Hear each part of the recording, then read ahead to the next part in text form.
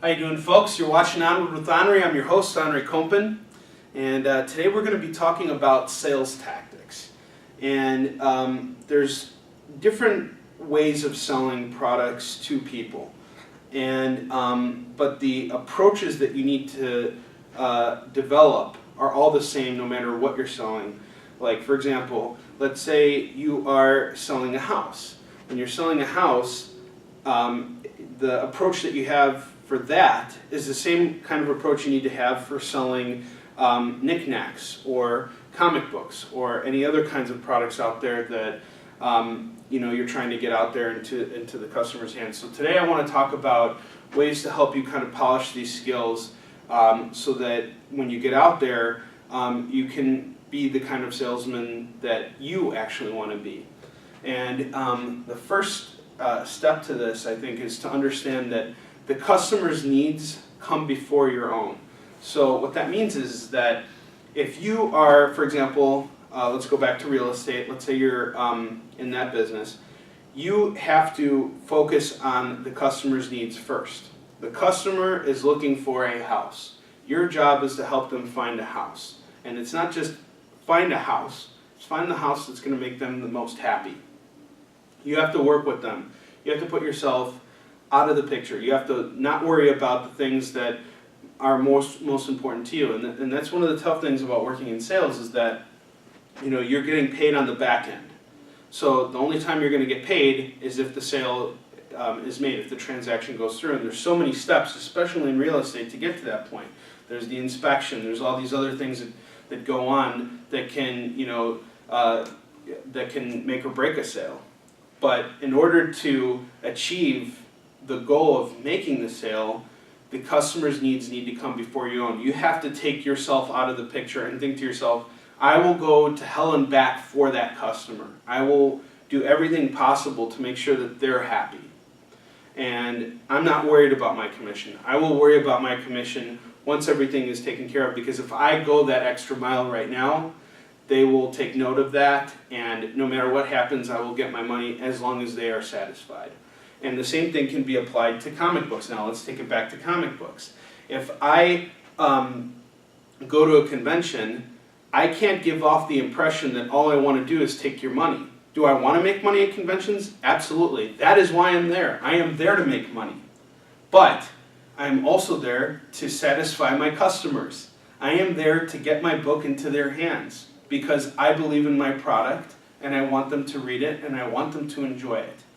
So that mindset is very important to my success as a salesman, and I think it applies to anything. Now, for example, let's say you're selling oils, like essential oils. I know that there are a lot of people doing that now.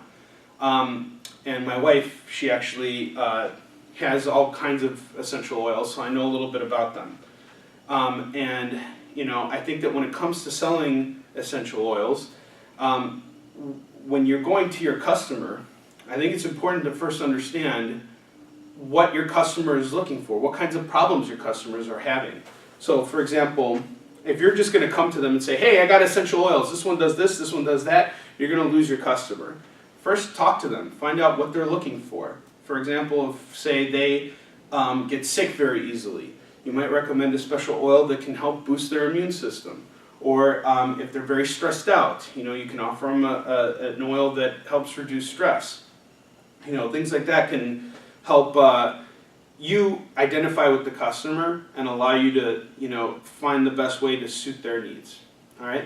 Now, this is all important for one very specific reason. Customer satisfaction guarantees repeat business, and it brings in new business as well.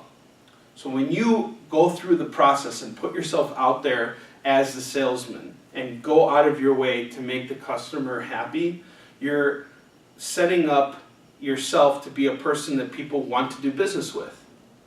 So people are going to come back to you. They're going to spread word. They're going to spread the word about you and the services that you provide. They're going to talk about how you go to every which way to make sure that they're happy. And this is what has led to Eastern Shin's success in conventions.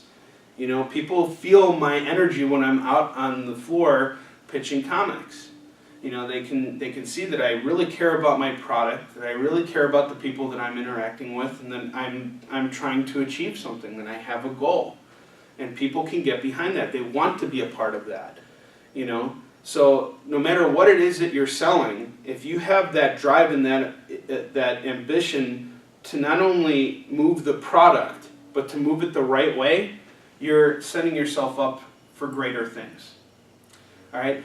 And I think this all comes down to a very important point, which is that you want to become the kind of confident, proud salesman that you want to be.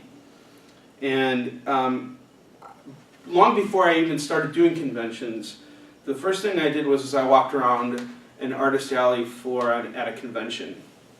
And I paid attention to what I saw on the convention floor.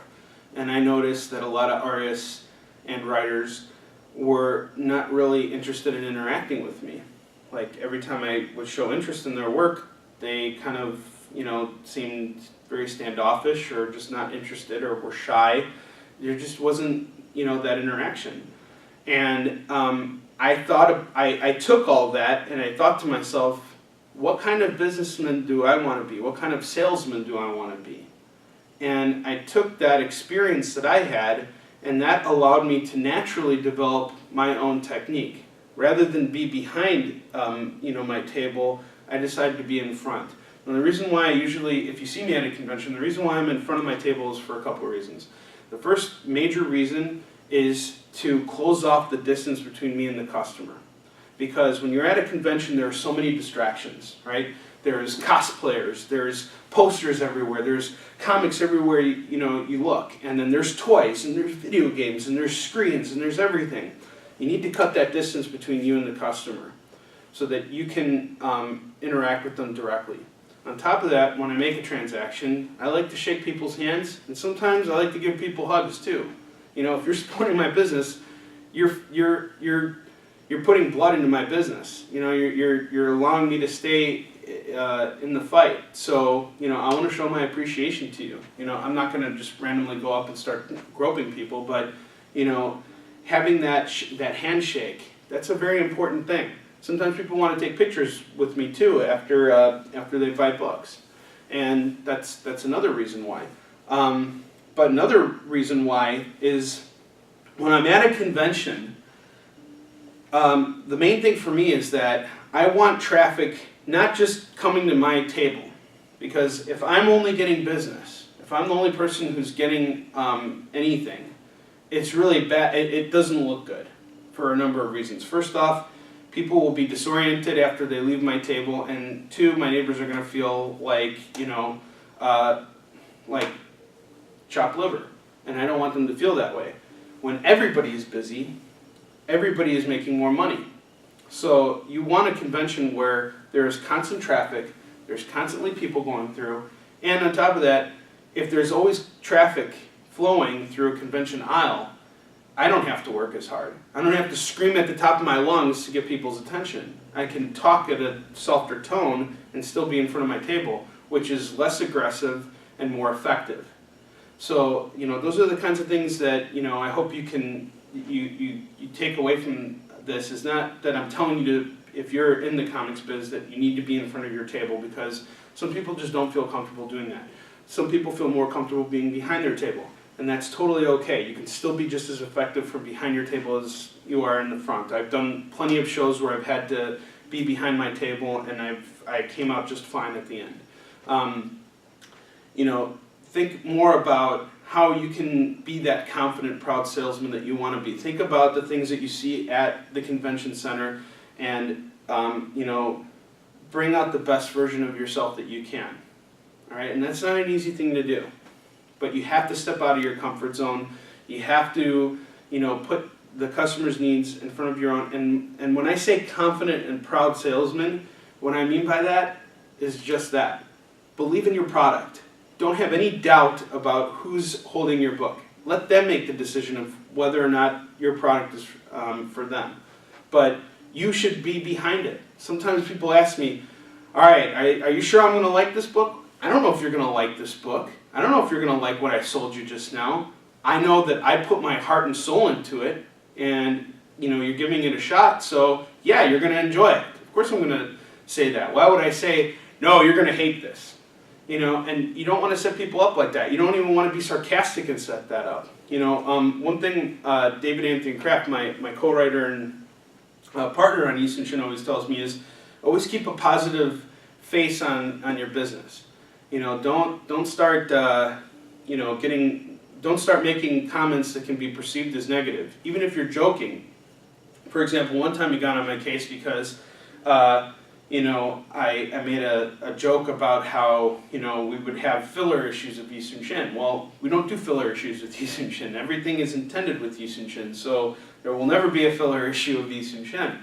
And making that joke can set someone off the wrong way, or whatever the case is. It's just bringing negative attention to something or inaccurate attention to something that you don't want to do. You want to have a positive front, and that will give you confidence. All right, guys. I'll be back next week with a brand new episode. We'll be talking about something great. I don't even know what it is yet, but come on back next week, and I'll see you on here. All right. Until then, onward to victory.